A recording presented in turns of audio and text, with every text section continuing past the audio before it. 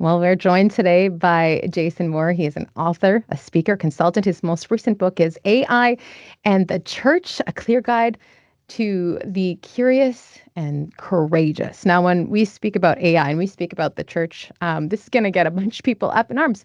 But you are really getting in depth with all of this, but we want to get right in there, right off the hop. When it comes to AI, what are some of the misconceptions that people in the church have when it comes to including AI in the church? Well, first, Colleen, it's great to be with you and Sylvia this morning. And, I have heard just about everything from AI is the devil to, just ask AI to write your sermon or, perform your job for you and, all those kinds of things that AI will just do it for you. There are just all sorts of fears and, understandable fears, but that AI is going to take over the world, and so on and so forth. So there are lots of things that I've heard as I have been working in really making sense of what AI is and helping the church navigate it over the last 18 months or so. Why do you believe there is such a resistance? It's not only in the church, it's like in everything. Even in our job, we are being encouraged to use AI. But why is there such a resistance when it comes to the church? Well, there's always kind of a fear of the unknown. When I was writing the book, I did a little bit of research just on the fear of technology in general. And it's really interesting.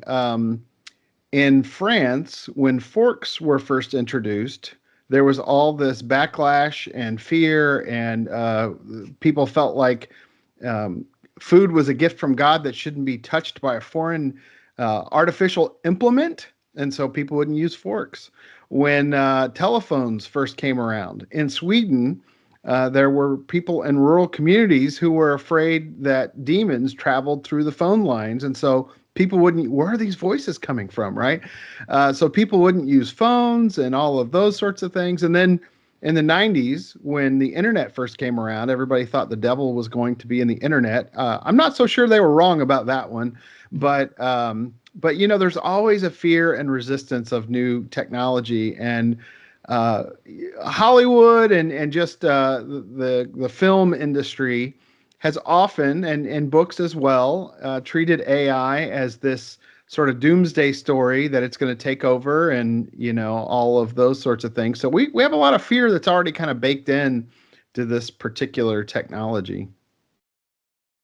I have so many questions, especially like, what did we use before forks? You've got me stuck on that now.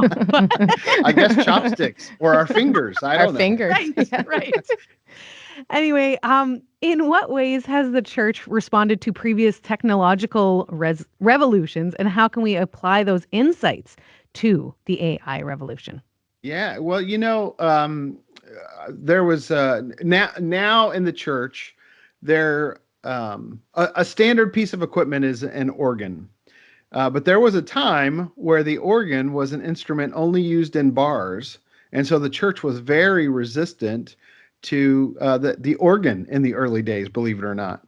I spent the first part of my career, probably 20 years, trying to convince the church that putting screens into sanctuaries to worship spaces was okay. We thought of the screen as this secular, evil, awful thing. And, even in the beginning, when the Bible was printed, the printing press at first was seen with resistance because everything had been manuscript up until that time, and so there's, especially in the church world, a resistance to new things, and it takes a little while for us to see the value in it. And so I've been one of these people kind of out on the edge trying to pull people along. It's really interesting. My last book was about hybrid worship, and when COVID hit and the world shut down, so many churches went online because they had no other choice. I've never seen the church move as fast as it has in this last season. And I believe that AI is even more consequential because it's going to be woven into the fabric of everything in the world around us. So how does that affect faith? How does that affect how do we do life? All of those sorts of things. And so um, I'm hoping that your listeners will really think about what it looks like to be an early adopter and to let some of that fear and resistance go and lean in. I last thing I would say here is just that we tend to fear what we don't even understand, and a lot of people right now think AI is really bad, but they haven't even really messed with it all that much. And so I remind folks all the time. In fact, the first part of the book talks about how AI is already in our pocket, and it's actually enhanced our lives in a lot of ways. It gets us to our destination quicker, through GPS. If you have a voice assistant, you can order things just by saying, "Hey Siri" or "Hey Alexa," and ordering, things, and help put that on my calendar. And of course, we've all been Googling for years, and Google can finish your sentence for you as you type in whatever it is you're looking for, and so often it predicts it ahead of time. So generally, AI has made our lives a little bit easier, and I'm not without fear of the downsides of it, but I would like to believe that there's more upside than downside if we really get to understand what it's all about. This goes perfectly into my next question. How do we balance this call to creativity and innovation with the need for discernment and caution at the same time? Yeah, I think it's really important that one of my kind of founding principles, or one of the things I talk a lot about in the book that just guides what I do when I think about AI, is that AI should be a do it with you, not a do it for you. I think too many people think, well, we'll just let AI do that. Or I had so many people say to me when I was writing the book, "I'll just have ChatGPT write it for you." It doesn't quite work like that. You find that out pretty quickly. My biggest concern is that we will turn off our brains and we will sort of lose our agency, meaning that we will let the computer do our thinking for us. I think this is so important to the church. I'm a big fan of pastors using AI to help write a sermon, for research, for asking clarifying questions and that kind of thing. But I'm not a fan of asking the ChatGPT or Claude or Gemini or any of those apps to write a sermon for you. I don't think, number one, you have a soul and AI does not have a soul. For those folks that are really leaning into this technology, you have a relationship with God and with the Holy Spirit. AI does not. So it's really important that we exercise restraint. I guess my final thought here would just be that I think about the scene in Wall-E where all the passengers on the Axiom can no longer walk because they floated around on carts, and AI has delivered everything to them, their food, their clothing. And when they get back to Earth, they can't even walk anymore. And my concern is that we would let our spiritual muscles atrophy because we let AI do too much for us. So we've got to really use it as a tool and not allow it to be our end all be all for whatever it is that we're trying to accomplish. Now, you brought up a few ways that we can use AI in a way that it's not doing what you just said. But can you give us a few more examples of how we can be using AI in our church in a positive way that is not taking that from us and we're still using our soul? Yes. Well, one of the things I like a lot about AI is that it helps us to get outside of our own headspace. So I can only really know the firsthand account of being a white middle-aged male. But I can say, can you give me the perspective of a single mom who works two jobs to make ends meet when I'm writing a sermon on stewardship? And it'll help me kind of think from a different perspective. It can save us a whole lot of time in research, although you have to trust and verify that you're getting accurate information because AI does make stuff up. It's great for branding. You can create images and now video and audio and all sorts of things. For churches who don't have a lot of money, it really allows us to accomplish a lot for not very much money. It's great at analysis, so you can take all of your attendance data or your demographic data for the area that you live in and feed it into AI and chat with your data to find out, like, when should I hold this event and when should we start a series and those kinds of things. It's great for writing Bible study. I mean, you can take your sermon from last week, put it into ChatGPT, ask it to create a short study with 3 or 4 questions, and it can do all those things. So it's a great time saver. I guess the last thing I would say here is just that I think it gives us the opportunity to bring a little bit more equity to the world in the diversity of the imagery that we create. So in the world that I'm in my tribe, and really as I travel all around the church, sometimes I see these depictions of Jesus, and he looks like he's from Alabama. He's got a mullet. He's a white guy. Doesn't look like he's from the Middle East. With AI, you can prompt pretty much anything, and so I think that we can create images that are more diverse, that allow us to see ourselves. I feel like far too often we put a face on Jesus that makes him more unrelatable than relatable. And there are some biases baked into AI, but you can prompt around those biases, and I talk about how to do that in the book.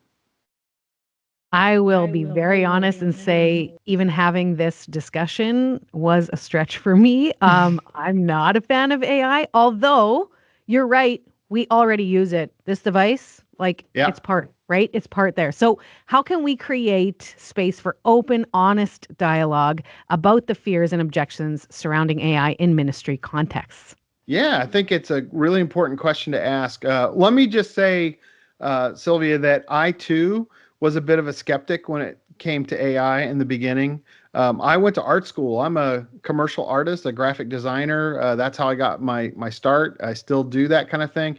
And when I saw that you could just go and put text in and have it generate an image, I thought I witnessed my extinction on the first time I ever experienced what generative AI could do. So, I mean, I am not without concern, but I do think it's really important that we have some dialogue about what AI is. One of the things I talk about at the end of the book and actually give people a place to start is to create an AI policy for your church, for your ministry, to kind of know where you stand on things. There are lines that I don't think we should cross. I've seen some news where there was a big story last year, I think it was, in Germany, where they created an AI worship service and they allowed ChatGPT to preach the sermon, and they had an avatar on the screen, and it created all the stuff. And I'm like, that is not how we ought to be using AI. I think that we do not want to allow AI to become our proxy Holy Spirit, that we go to AI first before we go to the Bible, before we pray, before we study. So there is this kind of slippery slope that I think we have to be careful about. And dialogue is a really important part of where are the lines that we don't want to cross. I have a friend that works for Microsoft who is in artificial intelligence and quantum computing. I write about her in the book, and she talks about 3 buckets that Microsoft uses as they are thinking about AI. They think about things that AI can do on its own. So, verifying IDs or things like that. You don't necessarily have to have a human involved in some of that sort of thing. Then there are things that can augment what humans can do. So I can work with AI on certain things, and it can help me with ideas, and it can help me with clarity and editing, and all those sorts of things. And then there are some things that only a human should do, and that never should AI be involved in certain things and decisions and all of that. And so I really think those 3 buckets are helpful to think about as we are in ministry, and the dialogue around what fits in what bucket is really, really important. One final reflection here for you is just that I do training on AI now. I do these day-long seminars on how to use AI in the church. And I was showing people how to use ChatGPT to plan a sermon series. And I go through the whole kind of, from beginning to end, picking out music and all that. And someone yelled out, "Oh, great, now I don't need my team anymore." And I'm like, no, you completely missed what I was trying to show you here. I think of it more as like a phone a friend than it is let it do all of your planning for you. Like we still need human interaction, and we need the human experience to help form the worship that we're creating and so on. And while AI is pretty incredible and sophisticated, it has not lived the human experience. It doesn't understand the human condition fully. And so that dialogue is just so important. We got to keep other people around us and speaking into how we're using these tools. At the end of the day, it's like what you said. It's not how it's not using it as a full, it's in how we use it. And we can learn a lot of that from your book. I would love to know, well, as my pen goes flying there, I would love to know what Jesus would think of AI if he were on this earth. Um, but if people are interested in learning more and want to get into that dialogue, they want to know how to use AI the right way or use it at all. How can they go about learning more about you and your book? Well, they can check out the book at aiandthechurch.ai. We got that AI on front and back end there, aiandthechurch.ai. They can order the book there. They can learn a little bit more about it. I also offer a 6-month cohort process for churches that want to really dig deep. We meet 6 times over the course of 6 months. Every church gets a one-on-one consultation where I'll help them kind of navigate whatever aspect of AI they would like to, and so on. But I would just really encourage people to get in the conversation. You can go sign up for ChatGPT and use it for free. See what this whole thing is all about. And it may not be for you, but you may also find that it can be a really helpful tool in your toolbox. It's not the only tool. It is just a tool in our toolbox to do ministry today. Definitely. Thank you so much for making time for us. Thank you, My Jason. pleasure. Thanks for having me.